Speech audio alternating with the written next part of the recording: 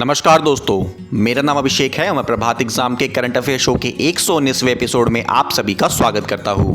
तो चलिए शुरुआत करते हैं आज की वीडियो से। नंबर 1, विश्व मृदा दिवस यानी कि वर्ल्ड सॉइल डे। 5 दिसंबर को पूरे विश्व में मनाया गया विश्व मृदा दिवस।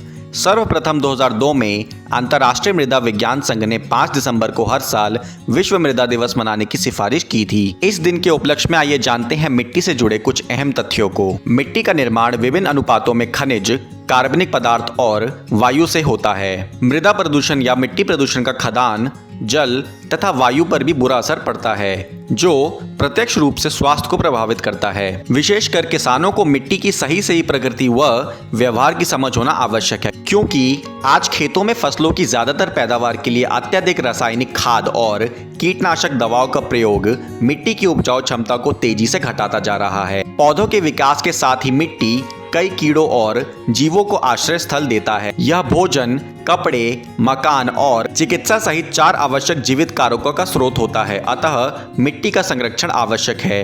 नंबर 2, अंतर्राष्ट्रीय सैंड आर्ट फेस्टिवल और कोणार्क महोत्सव 2020 का हुआ शुभारंभ।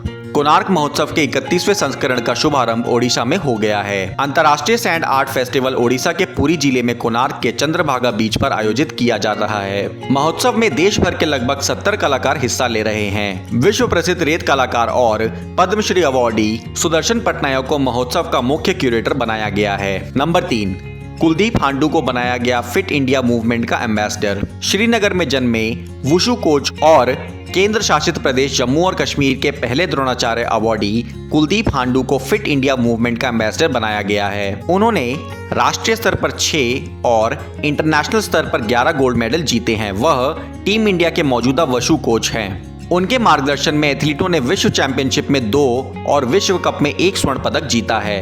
वह जम्मू और कश्मीर में पुलिस इंस्पेक्टर के रूप में भी कार्यरत हैं। नंबर 4, वर्ष 2020-21 के लिए फिक्की अध्यक्ष के तौर पर उदय शंकर किए गए नामित। उदय शंकर को वर्ष 2020-21 के लिए federation of Indian chamber of commerce and industry यानी कि फिक्की के अध्यक्ष के तौर पर नामित किया गया है।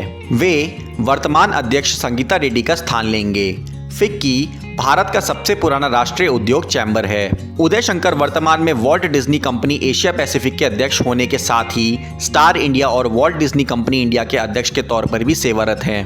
नंबर 5, प्रधानमंत्री ने आगरा मेट्रो परियोजना का किया शुभारंभ। प्रधानमंत्री नरेंद्र मोदी ने आगरा में मेट्रो परियोजना के निर्माण कार्य का वर्चुअल माध्यम से उद्घाटन किया है। इस परियोजना के अंतर्गत कुल 29 किलोमीटर लंबे 2 मेट्रो गलियारों का निर्माण किया जाएगा, जो आगरा में आने वाले पर्यटकों के आकर्षण के प्रमुख केंद्रों यानी कि ताजमहल, आगरा किला और सिकंदरा को रेलवे स्टेशन तथा बस अड्डों से जोड़ेंगे। यह परियोजना 5 वर्ष में पूरी होगी और इस पर 8,300 करोड़ रुपए की लागत आने का अनुमान है। इससे आगरा शहर के 26 लाख निवासियों को फायदा होगा। इसके अलावा हर साल आगरा आने वाले 60 लाख से अधिक पर्यटक भी मेट्रो रेल का फायदा उठा सकेंगे। नंबर 6, फाइजर ने देश में कोरोना वैक्सीन के आपातकालीन उपयोग की अनुमति मांगी। जानी मानी दवा निर्माता कंपनी फाइजर ने देश में कोरोना वैक्सीन के आपातकालीन उपयोग की अनुमति मांगी है। फाइजर इंडिया ऐसी पहली कंपनी है जिसने इस वैक्सीन की भारत में बिक्री के लिए आयात करने का औषधि महानियंत्रक को आवेदन दिया है। ब्रिटेन और बहरीन जैसे देश फाइजर कंपनी को यह अनुमति पहले ही दे चुके हैं। देश में इस समय